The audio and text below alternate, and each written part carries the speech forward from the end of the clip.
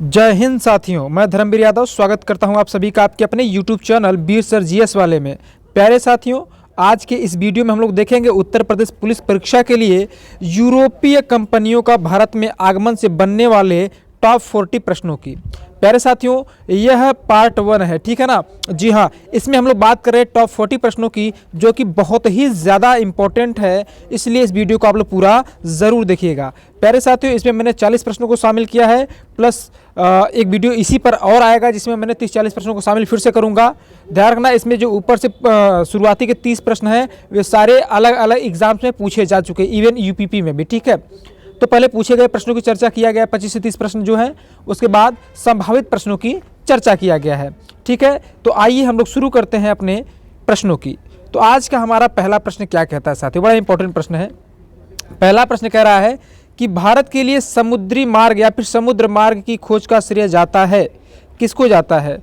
फ्रांसीसियों को जाता है, डचों को जाता है, पुर्तगालियों को जाता है या अंग्रेजों को जाता है? तो प्यारे साथी, उसका सही उत्तर होगा ऑप्शन नंबर सी, पुर्तगालियों को। आप सभी को पता है कि जो पुर्तगाली थे हमारे देश में सबसे पहले आए थे, ठीक है ना। तो कब आए थे? तो 1498 ईस्वी में ही आ चुके थे, क्लियर है। और पहला पुर्तगाली आने वाला व्यक्ति कौन था? तो वास्को डिगामा था, ठीक है। अगर आपसे इस प्रकार से पूछता है कि भारत के लिए समुद्री मार्ग की खोज करने का श्रेय किस व्यक्ति को जाता है, तब भी आपका उत्तर जो होता है वो क्या होता? वास्को डिगामा हो जाता। क्या हो जाता? वास्को डिगामा हो जाता। दूसरा प्रश्न कह रहा है कि केप ऑफ गुड होप के रास्ते भारत तक के समुद्री मार्ग की खोज किसने किया?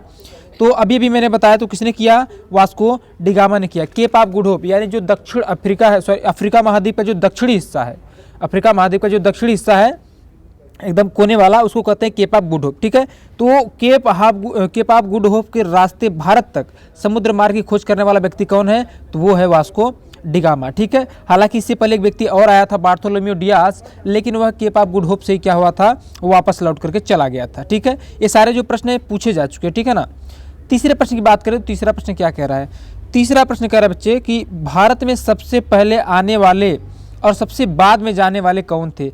ध्यान रखना, भारत में सबसे पहले तो कौन आया? पुर्तगाली आए, लेकिन गए भी मतलब जाने वाला कौन है? तो अंतिम में सबसे कौन गए? तो पुर्तगाली ही गए। ध्यान दीजिएगा, 1498 में पुर्तगाली आ जाते हैं और 1961 तक रहते हैं भारत में, क्योंकि आपको पता है कि जो गोवा है पुर्तगालियों क्या था? उपनिवेश था, और गोवा में पुर्तगाली 1961 तक रहे थे। हाँ जी हाँ, हमारा भारत भले ही 1947 में स्वतंत्र हो चुका था, लेकिन 1961 तक पुर्तगाली हमारे देश में रहते, ठीक है ना। जी हाँ, तो भारत में सबसे पहले आने वाले कौन थे? पुर्तगाली। सबसे अंत में जाने वाले तो पुर्तगाली, ठीक है ना। जी हाँ, अगला प्रश्न है कि पुर्तगाली यात्री वास्को डिगामा का कालीकट आने पर भव्य स्वागत करने वाले भारतीय राजा का नाम बताइए। ये प्रश्न पूछा गया, ठीक है ना। तो उस राजा का नाम था जमोरिन। देखिए, मैं डायरेक्ट उत्तर की बात करता हूँ, ठीक है। बेफिजूल का अगर हम प्रश्नों के अन्य ऑप्शंस पर जाएंगे तो आपका दिमाग भी अन्य ऑप्शंस पे जाएगा। इस प्रकार से मैं केवल प्रश्न और उत्तर पर आपका दिमाग कंसंट्रेट करना चाह रहा हूँ, ताकि आपके दिमाग में वही चीज़ जाए जो कि रिलेवेंट है, ठीक है ना। तो पुर्तगाली यात्री जो वास्को डिगामा था, वह कालीकट आने पर उसका भव्य स्वागत किसने किया था? किस भारतीय राजा ने किया था? तो जमोरिन नामक हिंदू राजा ने किया था, ठीक है। यह एक हिंदू राजा था, ठीक है ना। जी हाँ, आइए बात करते हैं आगे पांचवें प्रश्न पर। पांचवें प्रश्न पर बढ़े इससे पहले प्यारे साथियों, आप सभी से आग्रह है कि यदि आप लोगों को वीडियो अच्छा लग रहा है तो आप सब लोग वीडियो को लाइक कर दीजिए, अपने साथियों में शेयर करिए, और सबसे ज़रूरी बात कि चैनल को सब्सक्राइब करना बिल्कुल भी ना भूलिए, और उसी के साथ घंटी को दबाना बिल्कुल नहीं भूलिएगा, क्योंकि घंटी दबाएंगे तभी आपको हमारे हमारे वीडियो के नोटिफिकेशन मिल सकेंगे, जो कि सभी परीक्षा के लिए बहुत ही इंपॉर्टेंट होते हैं। फिलहाल हम लोग देख रहे हैं उत्तर प्रदेश पुलिस परीक्षा के लिए। बात करें पाँचवें प्रश्न की, तो पाँचवां प्रश्न कह रहा है भारत में पुर्तगाली सत्ता की वास्तविक नींव रखने वाले महानतम पुर्तगाली गवर्नर कौन थे? तो प्यारे साथियों, इसका सही उत्तर हो जाएगा ऑप्शन नंबर बी, अल्बुकर्क। कौन? अल्बुकर्क। ध्यान रखना, आपको पता है 1498 में भले वास्को डिगामा आता है, उसके बाद फिर अल्मीडा आता है, ठीक है, लेकिन 1509 ईस्वी में आता है अल्बुकर्क। 1509 ईस्वी में अल्बुकर्क क्या बन के आता है? वायसराय बन करके आता है, और इसने साम्राज्य विस्तार की नीति को अपनाया, और इसी के तहत इसने क्या किया था? 1510 में बीजापुर को छीन लिया था, ठीक है। गोवा को छीना था। कब छीना था इसने? 1510 ईस्वी में गोवा को छीना था, और 1961 ईस्वी तक ये लोग गोवा में रहे थे, प्यारे साथियों। जी हाँ, मैं उसी की बात कर रहा हूँ, ठीक है ना।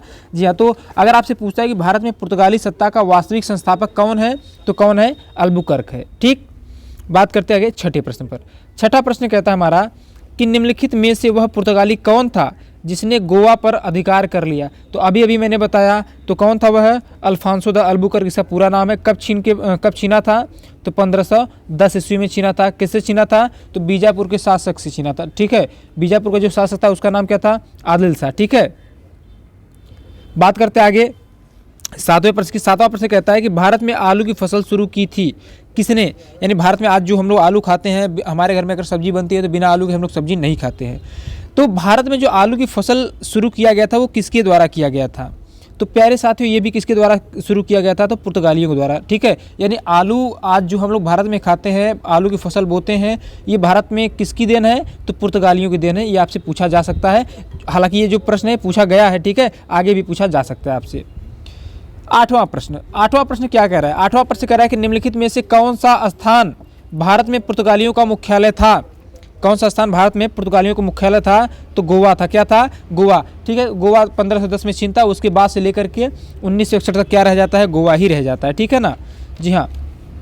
नवा प्रश्न कह रहा है अधोलिखित देशों में से इंडोनेशिया किसका नगर था? यानी कौन सा ऐसा यूरोपीय कंपनी थी जो आते ही किस पर कब्जा किया? सबसे पहले तो इंडोनेशिया पर कब्जा किया। तो प्यारे साथियों, कौन आए थे? तो ये थे डच। ठीक है, पुर्तगाली के बाद कौन आए थे? तो डच आए थे। और इन्होंने कहाँ पर कब्जा किया प्यारे? तो इन्होंने सबसे पहले कब्जा किया इंडोनेशिया, फिर उसके बाद भारत के अन्य क्षेत्रों पर। ठीक है ना, जी हाँ। अब बात करते हैं 10वें प्रश्न की। 10वां प्रश्न कह रहा है कि भारत में डच का सबसे प्रारंभिक उपनिवेश कहाँ था? भारत में डचों का सबसे प्रारंभिक उपनिवेश कहाँ था? देखिए, सबसे पहला तो इंडोनेशिया में था। ठीक है, लेकिन इंडोनेशिया के अलावा अगर आपसे यहाँ ऑप्शन में इंडोनेशिया नहीं दिया है तो उसके अलावा मसूलीपट्टनम था। क्या था? मसूलीपट्टनम था। यानी भारत में जो डचों का सबसे प्रारंभिक उपनिवेश था वो कहाँ था? मसूलीपट्टनम में था। ठीक है ना, जी हाँ। 9वें प्रश्न की बात करें तो 9वां प्रश्न कहता है कि निम्न में से कौन सा भारत आने वाला पहला अंग्रेजी जहाज था? बड़ा इंपॉर्टेंट प्रश्न है, आपसे पूछा गया प्रश्न है ये। तो कह रहा है कि भारत आने वाला कौन सा पहला अंग्रेजी जहाज था? तो प्यारे साथियों, सीधे उत्तर पर आते हैं और उसका नाम था रेड ड्रैगन। क्या नाम था? Red dragon. यानी भारत आने वाला जो पहला अंग्रेजी जहाज था उसका नाम क्या था? रेड ड्रैगन था। ठीक है, ये सारे प्रश्न पूछे गए हैं, है ना, जी हाँ। बात करें 12वें प्रश्न की। 12वां प्रश्न की बात करें तो जब ईस्ट इंडिया कंपनी का गठन हुआ था तो उस समय भारत का मुगल बादशाह कौन था? यानी 1600 ईस्वी में, ध्यान दीजिएगा, जो ईस्ट इंडिया कंपनी थी उसका जो गठन हुआ था 1600 ईस्वी में हुआ था। तो 1600 ईस्वी के समय भारत का जो गवर्नर था वो कौन था? सॉरी, भारत का जो शासक था, मुगल बादशाह था, तो वो कौन था?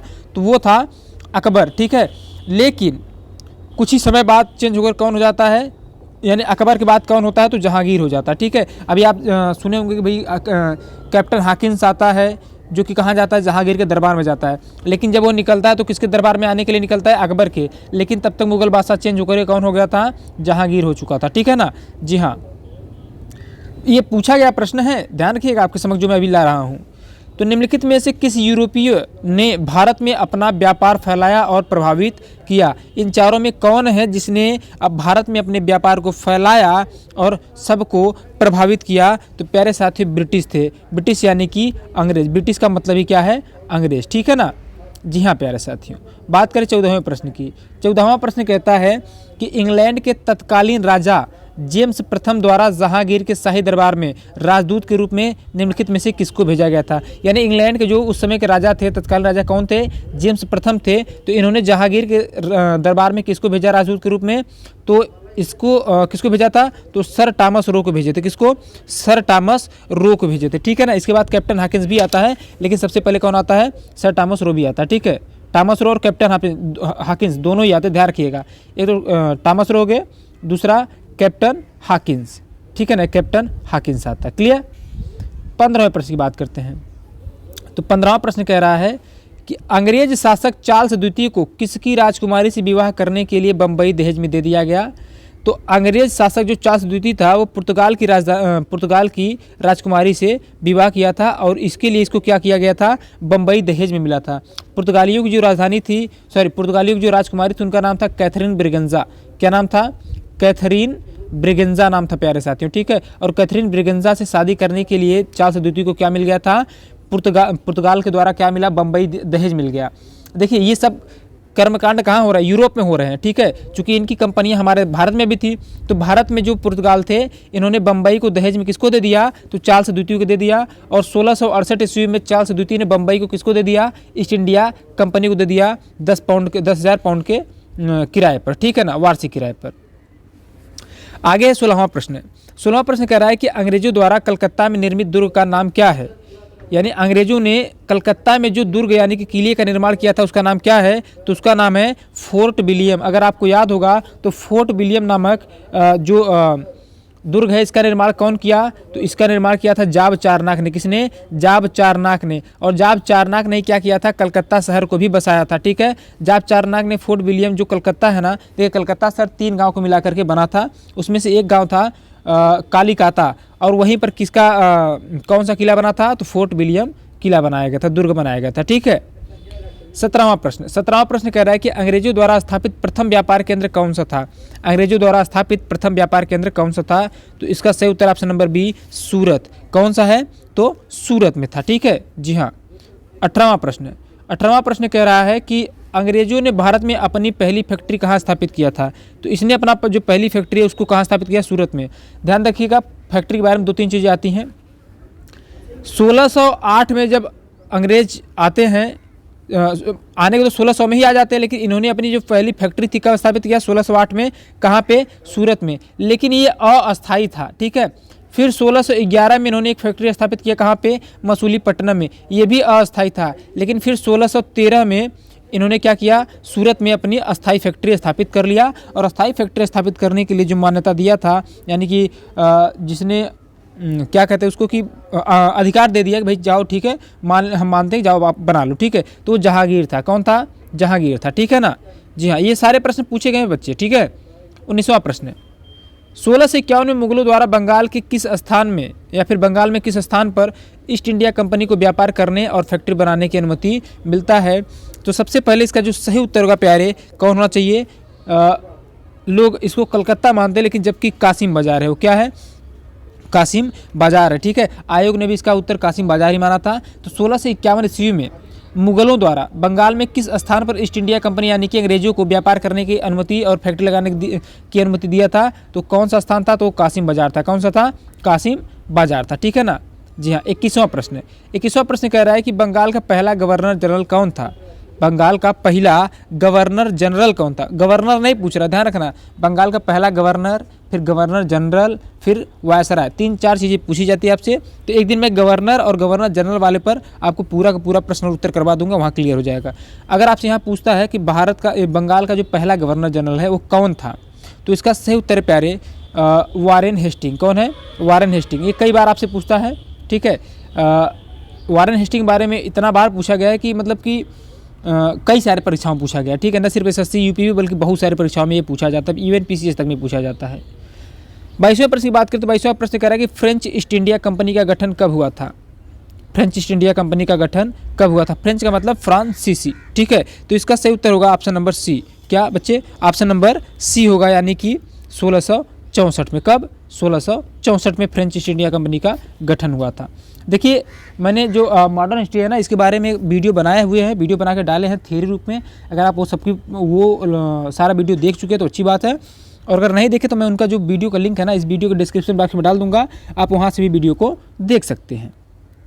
आइए आगे बात करते हैं। आगे 23वां प्रश्न कह रहा है कि निम्न में से कौन सी भारत में फ्रेंच बस्ती नहीं, यानी कि फ्रांसीसी बस्ती नहीं है। तो प्यारे साथियों, पांडिचेरी, माहे और गोवा ये तो फ्रांसीसियों की बस्ती थी, ठीक है, ये तो फ्रांसीसियों की बस्ती थी। लेकिन सॉरी गोवा नहीं था, गोवा नहीं था, गोवा तो पुर्तगालियों का था। किसका, गोवा पुर्तगालियों का था। लेकिन पांडिचेरी, माहे और चंद्रनगर ये तीनों फ्रांसीसियों की थी, लेकिन गोवा किसका था, तो गोवा पुर्तगालियों का था। अभी मैंने बताया कि अल्बुकर्क ने इसको छीन लिया था, कब, 1510 ईस्वी में, ठीक है ना।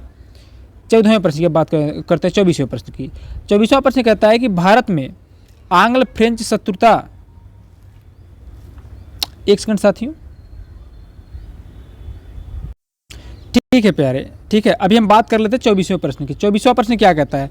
24वां प्रश्न कह रहा है कि भारत में आंग्ल फ्रेंच शत्रुता में निम्नलिखित में कौन सी लड़ाई निर्णायक सिद्ध हुई थी? ध्यान रखिएगा, जो आंग्ल और फ्रांसीसी यानी कि अंग्रेजों और फ्रांसीसियों के बीच में लड़ाई लड़ी गई थी उसको तो जाना जाता है कर्नाटक युद्ध के नाम से, ठीक है जी हाँ। लेकिन अगर आपसे पूछे कि इनके बीच जो निर्णायक युद्ध हुआ था वो कौन था, तो वह था वांडीवास की लड़ाई। कौन था? वांडीवास की लड़ाई। तो यह हुआ था, कब हुआ था बच्चे? तो यह 1760 में हुआ था। बहुत तगड़ा पूछता है इसको, ठीक है, ये भी प्रश्न पूछा गया है, ठीक है। 1760 में क्या हुआ था? वांडीवास की लड़ाई हुई थी और इसी में क्या होता है, फ्रांसीसी अंतिम रूप से हार जाते हैं अंग्रेजों से, ठीक है ना। अब बात करते हैं 25वें प्रश्न की। 25वां प्रश्न क्या कहता है? 25वां प्रश्न आपसे कहता है कि निम्नलिखित में से किस युद्ध में अंग्रेजों ने फ्रांसीसी को पूरी तरह परास्त किया था? ध्यान रखिएगा, तो निम्नलिखित में से किस युद्ध में अंग्रेजों ने फ्रांसीसियों को पूरी तरह से परास्त कर दिया था? देखिए, 2 बार पूछा गया प्रश्न, ठीक है, लगातार एकदम सेम प्रश्न है। तो इसका भी सही उत्तर क्या हो जाएगा? वांडीवास की लड़ाई 1760 में, ठीक है ना जी। अब हम बात करते हैं 26वें प्रश्न की। किसका? 26वें प्रश्न की, ठीक है। तो प्यारे 26वां प्रश्न क्या कहता है? 26वां प्रश्न कहता है कि यूरोपीय व्यापारिक कंपनियों के भारत में आगमन का क्रम क्या है? देखिए 25 प्रश्न जो थे ना वे अलग अलग परीक्षाओं में पूछे गए थे। अब यहाँ से जो है ना आपको संभावित प्रश्न मिलेंगे, यानी कि ऐसे प्रश्न आपसे पूछे जा सकते हैं। तो 26वां प्रश्न कह रहा है कि यूरोपीय व्यापारिक कंपनियों के भारत में आगमन का सही क्रम क्या है? तो प्यारे साथी मैं आपको बता देता हूं, इसका सही उत्तर होगा ऑप्शन नंबर बी, ठीक है। देखिए, पहले पुर्तगाली आए थे, फिर डच आए थे, फिर फ्रांसीसी आए थे, फिर ब्रिटिश आए थे और फिर फ्रांसीसी आए थे, ठीक है ना। ध्यान रखिएगा, आपका इसका जो सही उत्तर होगा ऑप्शन नंबर बी हो जाएगा। 27वां प्रश्न की अगर बात करें तो 27वां प्रश्न कहता है कि मध्यकाल में भारत से व्यापार संबंध सर्वप्रथम किसने स्थापित किया? मध्यकाल में भारत से व्यापार संबंध सर्वप्रथम किसने स्थापित किया? तो प्यारे साथियों इसका सही उत्तर हो जाएगा ऑप्शन नंबर सी, पुर्तगाली। अब अगर पहली बार भारत में पुर्तगाली आए थे, वास्को डी गामा जो सामान यहाँ से मसाला लेके जाता है उससे 60 गुना ज़्यादा कमाता है, तो पुर्तगालियों का वर्चस्व कुछ दिन तक यहाँ पे रहता है। तो सर्वप्रथम की बात करेगा तो पुर्तगाली को टिक करिएगा, ठीक है। 28वें की बात करें तो 28वां कह रहा है कि यूरोपियनों में भारत में सर्वप्रथम किसने समुद्रिक व्यापारिक केंद्र स्थापित किए थे? समुद्रिक व्यापारिक केंद्र स्थापित किए थे। तो प्यारे इसका सही उत्तर हो जाएगा ऑप्शन नंबर डी, पुर्तगाली। यानी यूरोपियों में भारत में सर्वप्रथम किसने, सर्वप्रथम की बात कर, जब भी सर्वप्रथम की बात करें आपको पुर्तगाली याद होना चाहिए भैया, कि हमारे देश में सर्वप्रथम कौन आए थे? पुर्तगाली आए थे। तो सर्वप्रथम किसने समुद्रिक व्यापारिक केंद्र स्थापित किया? तो पुर्तगालियों ने ही किया, ठीक है। 29वां प्रश्न कहता है कि व्यापारिक उद्देश्य से भारत आने वाला प्रथम यूरोपीय कौन था? व्यापारिक उद्देश्य से भारत आने वाला प्रथम यूरोपीय कौन था? तो आपको सभी को पता है कि भारत कौन आता सबसे पहले? तो वास्को डी गामा आया था, ठीक है। 29वां प्रश्न होगा, यहाँ 30वां रहेगा, खैर कोई बात नहीं, यहाँ पे 5वां लिख दिया गया, ठीक है, हाँ बाय मिस्टेक है, जबकि होना चाहिए 30वां। ध्यान दीजिए, पुर्तगाली यात्री वास्को डी गामा ने भारत की धरती पर कब कदम रखा? बड़ा इंपॉर्टेंट प्रश्न आपसे पूछा जा सकता है, ठीक है। तो ध्यान रखना, इसका सही उत्तर होगा 17 मई 1498। 17 मई 1498 को भारत की धरती पर कदम रखा था। क्योंकि आजकल जो प्रश्न पूछने के तरीके हो गए हैं बड़े अटपटे से हो गए हैं, तो हो सकता है आपको डेट सहित पूछे, तो 17 मई 1498 याद रखना आप, ठीक है। 31वें प्रश्न पर आते हैं। 31वां प्रश्न कह रहा है कि मालाबार क्षेत्र में स्थित कहाँ के शासक जमोरिन ने वास्को डी गामा का भव्य स्वागत किया था? तो भैया ये जो जमोरिन था वो कहाँ का शासक था?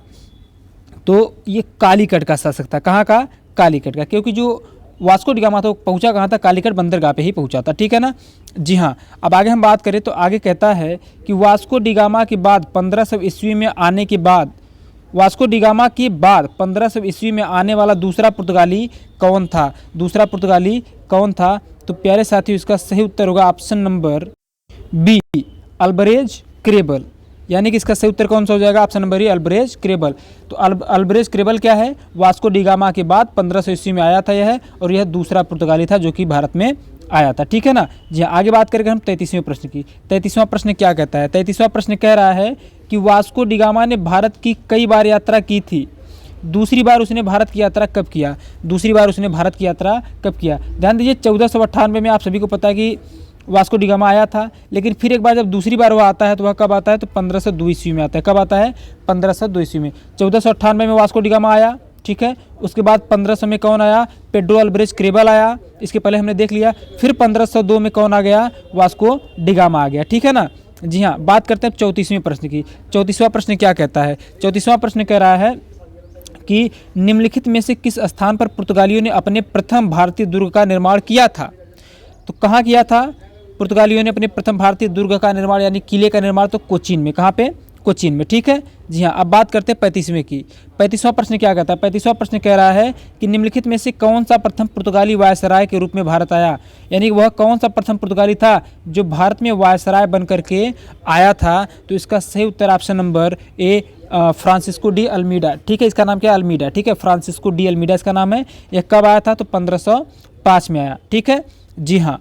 उसके बाद 1509 में जो अल्बुकर्क दूसरा वायसराय बन करके आता है, ध्यान रखिएगा। 36वें प्रश्न की बात करते हैं। तो 36वां प्रश्न कहता है कि भारत में पुर्तगाली साम्राज्य का वास्तविक संस्थापक कौन है या फिर कौन था? तो यह माना जाता है प्यारे साथियों ऑप्शन नंबर ए यानी कि अल्बुकर्क को। और अल्बुकर्क आता कब है? तो 1509 में दूसरा वायसराय बन के आता है और 1510 में इसने क्या किया? गोवा को छीन लिया यानी कि विस्तार करता है भारत में। इसीलिए इसको क्या माना जाता है? पुर्तगाली शक्ति का या फिर पुर्तगाली साम्राज्य का वास्तविक संस्थापक माना जाता है। ठीक है ना जी हाँ। अब बात करते हैं अगले प्रश्न की। अगला प्रश्न कहता है 37वां कि पुर्तगाली गवर्नर अल्बुकर्क ने बीजापुर के शासक यूसुफ आदिल शाह से कब गोवा को छीना था? तो भाई इसका सही उत्तर हो जाएगा ऑप्शन नंबर सी। मैंने कितनी बार बताया कि 1510 में यूसुफ आदिल शाह से बीजापुर के शासक थे जो, उनसे अल्बुकर्क ने मार करके गोवा छीन लिया था। ठीक है। अब बात करते हैं 38वें प्रश्न की। 38वां प्रश्न कह रहा है कि बीजापुर के सुल्तान से गोवा को छीनने वाला प्रथम यूरोपीय कौन था? अल्बुकर्क था। तो भाई इसका सही उत्तर अल्बुकर्क ही है, आप सभी लोग जानते हैं। ठीक है जी हाँ। कह रहा है कि बीजापुर के सुल्तान से गोवा को छीनने वाला प्रथम सुल्तान कौन था? तो कौन था? मैंने कितनी बार आपको बता दिया कि ये कौन है? तो अल्बुकर्क ही है। ठीक है ना जी हाँ। बात करते हैं 39वां प्रश्न की। 39वां प्रश्न बड़ा इंपॉर्टेंट है, हो सकता है आपसे यूपी में पूछ ले। कह रहा है कि ब्लू वाटर पॉलिसी, जिसको हम लोग कहते हैं ब्लू वाटर पॉलिसी को कहते हैं कि ये किसने लाया था? तो ये चूँकि ब्लू वाटर पॉलिसी जो है कि यह पुर्तगालियों के द्वारा लगाया गया था और जो व्यक्ति जिसने इसको लागू किया था उसका नाम है फ्रांसिस्को डी अल्मीडा। क्या नाम है? Francisco de Almeida. ठीक है, जो कि 1505 में आया था वायसराय बन के पहला। यहाँ पे मैंने चर्चा किया भी यहाँ पे। ठीक है ना, यहाँ पे फ्रांसिस्को डी अल्मीडा। ठीक है जी हाँ। अब बात कर लेते हैं 40वें प्रश्न की और अंतिम प्रश्न की। 40वां प्रश्न कह रहा है कि मालाबार क्षेत्र में पुर्तगालियों ने अपना प्रथम कारखाना कहाँ खोला था? मालाबार के क्षेत्र में पुर्तगालियों ने अपना पहला कारखाना कहाँ खोला था? तो कोचीन में खोला था। कहाँ पे? कोचीन में। ये भी मैंने आपको इसके पहले ही करा दिया। तो प्यारे साथियों, ये रहे आपके 40 के 40 प्रश्न। टॉप 40 प्रश्न मैंने आपको करवाया। कहाँ से? तो यूरोपीय कंपनियों के भारत आगमन से। अभी यहाँ से लगभग अभी एक वीडियो और आएगा जिसमें मैं टॉप 40 प्रश्न की और बात करूँगा, यानी यहाँ से टोटल 80 प्रश्न निकालूंगा जो कि मैं आपको करवा रहा हूँ। ठीक है, और इन 80 प्रश्न को अच्छे से पढ़ लेते हैं। अगर यहाँ से प्रश्न बनता है तो कोई आपसे छूटेगा नहीं, बिल्कुल भी नहीं छूटने वाला। ठीक है, तो मिलता है आपसे अगली वीडियो में। वीडियो के बारे में अपना जो विचार है कमेंट बॉक्स में डिस्क्राइब करिएगा और यदि पहली बार आए हैं चैनल पर तो चैनल को सब्सक्राइब कीजिएगा। जय हिंद, जय भारत।